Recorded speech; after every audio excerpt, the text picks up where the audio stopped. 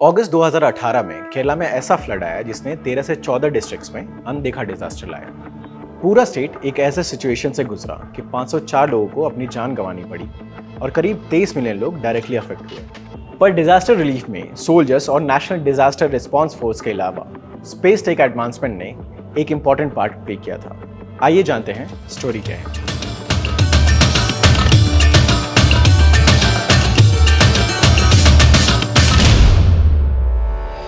Earth surface या atmosphere से related information को बेसिकली अर्थ ऑब्जर्वेशन डेटा या जियोस्पेशियल डेटा कहा जाता है। इस डेटा को सैटेलाइट्स और दूसरे मीन से एक्वायर किया जाता है सरफेस, एटमॉस्फेयर और ओशियंस को मॉनिटर और स्टडी करने के लिए। पर ये डेटा का यूज़ केरला के फ्लड्स में कैसे किया गया, आइए समझते हैं। इसरो और दूसरे इंस्टीट्यूशंस ने ऑप्टिकल रिमोट सेंसिंग और माइक्रोवेव रिमोट सेंसिंग का यूज़ किया और ऑप्टिकल डेटा जैसे वर्ल्ड व्यू 3 और सेंटिनल-2 ने बैंड रेशनिंग और क्लासिफिकेशन जैसे टेक्निक से फ्लड मैप्स बनाने में मदद की। लेकिन मॉनसून के दौरान क्लाउड्स ऑप्टिकल डेटा को रोकते हैं। यहाँ आता है माइक्रोवेव रिमोट सेंसिंग, खासकर सिंथेटिक अपर्चर रेडार। ये क्लाउड कवरेज के बाद भी क्लियर व्यू दे सकते हैं। इसलिए सेंटिनल-1 सैटेलाइट्स अपने सारे डेटा के साथ गेम चेंजर साबित हुए। उन्होंने दिया हाई स्पेशल रेजोल्यूशन और ऑल वेदर कैपेबिलिटी, जो कि मुसीबत भरे मॉनसून में बहुत ज़रूरी थी। अब चलिए थोड़ा टेक्निकल पहलू समझते हैं। डिफरेंट टेक्निक्स जैसे supervise classification, support vector machine और टेक्सचर बेस्ड क्लासिफिकेशन का यूज़ करके सेंटिनल-1 के सारे इमेजेस को प्री फ्लड, ड्यूरिंग फ्लड और पोस्ट फ्लड पीरियड्स में कैटेगराइज किया गया कॉम्प्रिहेंसिव एनालिसिस के लिए, जिससे जो फ्लड मैप्स तैयार हुए वो ना केवल क्राइसिस के दौरान हेल्प करते हैं बल्कि फ्यूचर डिजास्टर प्लानिंग के लिए भी इंपॉर्टेंट प्रूफ होते हैं। और ऐसे ही जाने अनजाने में ये डेटा होप का जरिया बन गया इस मुश्किल की घड़ी में। इसका यूज़ नेचुरल डिजास्टर्स के टाइम ना सिर्फ मॉनिटर और रिस्पॉन्ड करने में होता है बल्कि वेदर फोरकास्टिंग, बायोडाइवर्सिटी ट्रैकिंग और एग्रीकल्चर में भी होता है।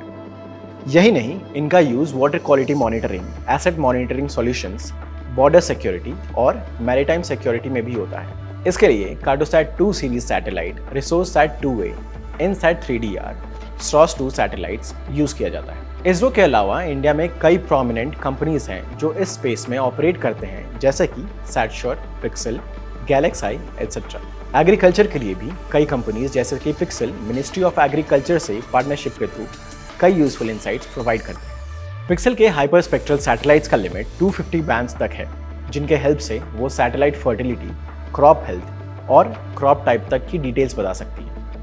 मिनिस्ट्रीज और इंस्टीट्यूशंस इसका यूज़ करके फार्मर्स को काफ़ी हेल्प कर सकते हैं। हालांकि पिक्सेल और सैटशो जैसे कंपनीज के एग्रीकल्चर ऑफरिंग्स का यूज़ इंडिया में उतना नहीं हो पाता है, क्योंकि लगभग 58% से ज़्यादा फार्मर्स 2 एकड़ या उससे भी कम एग्रीकल्चर लैंड होल्डर्स हैं।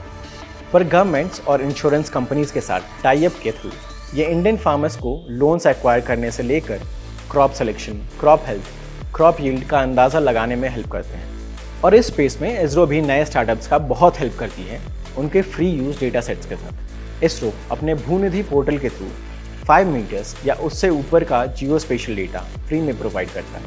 वहीं आज के डेट में इंडियन कंपनीज हाइपरस्पेक्ट्रल और मल्टी सेंसर सैटेलाइट्स के कॉन्स्टलेशंस भेज रहे हैं स्पेस में, जिससे नियर रियल टाइम डेटा मिल पाए।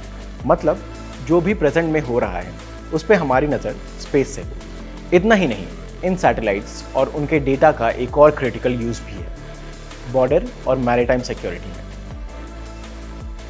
आप हमें कमेंट करके बताइएगा आपको ये एपिसोड कैसा लगा।